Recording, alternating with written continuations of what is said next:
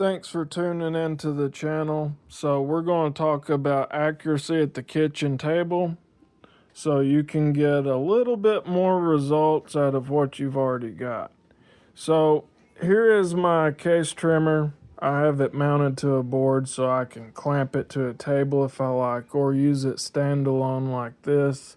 I've got a few 35 wheeling casings for an example. But the number one thing is you need a reloading manual. If you don't have a reloading manual, I recommend you get the Lyman. It has everything you need to get started, and you'll need a good caliper that will measure down to 1/1000th of an inch. Loading your own ammo is kind of like building a race car engine. You get into the precision side of things, you get more results.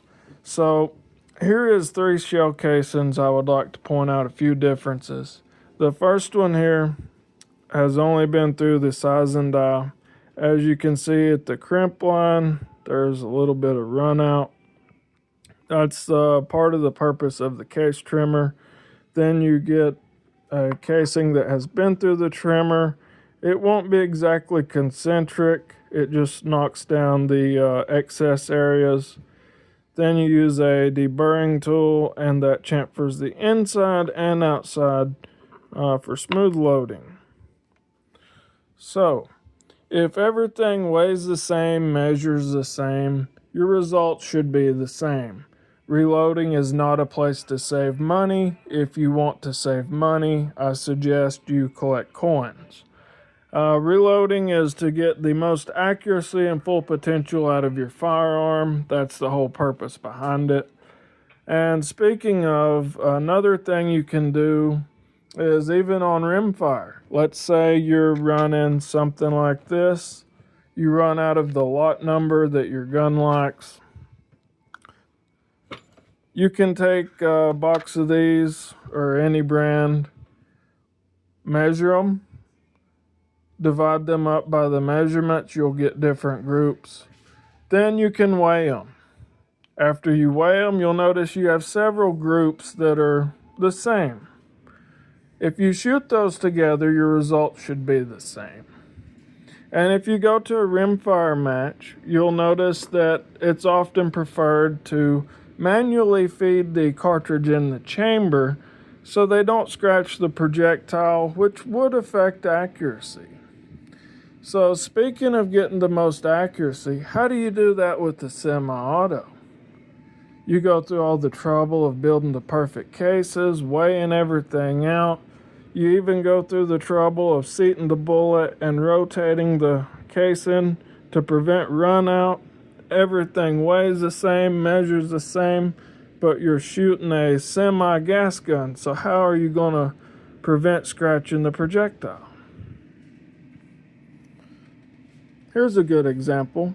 The 350 Legend has to go straight into the chamber. Here's 2 bolt carriers. This one has the traditional mil-spec ejector. This one has the improved ejector from improvedguns.com. Yeah, it's just an ejector. It pushes the spent casing out of the way. Not exactly. It's kind of in the way during the feed cycle.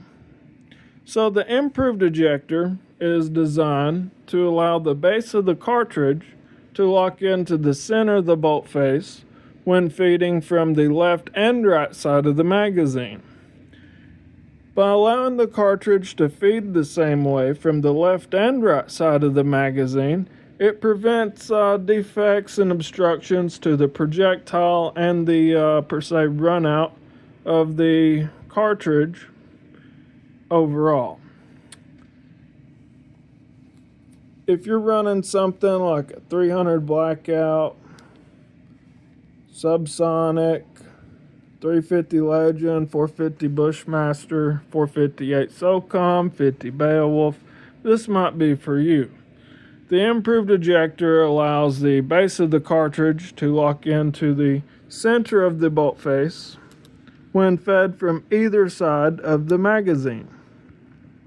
This allows for the same results from either side, bringing you the most accuracy possible out of your AR platform. As you can see, this is a firearms news article that was released last November talking about the 350 Legends. As with all rifles, use the ammunition that works 100%. It all did once broken in. Apparently they had some issues feeding the cartridges into the chamber. All the major brands do. It's not a secret. 350 Legend is probably one of the most problematic cartridges of all times to ever be put into an AR platform. It's kind of crazy. You're taking a straight wall cartridge and trying to get it to go straight into the chamber. So without the improved ejector, it's going to be pretty tough to do. We got more solutions to help make those reliable. We plan to release here in the near future. But as for right now, get an improved ejector. That's a good start. A Lyman loading manual. And follow the data. If everything weighs the same, measures the same, it should be the same if it feeds the same. So accuracy is all about the same results every time. Semi-autos, that's where accuracy has always been kind of iffy. People claim bolt guns are more accurate. For that reason, you can manually feed the cartridges. That's true.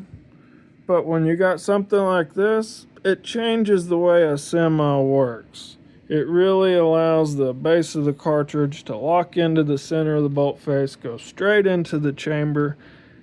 You do away with malfunctions, you increase accuracy, cycle time, and you're cutting down on action noise if you're running suppressed.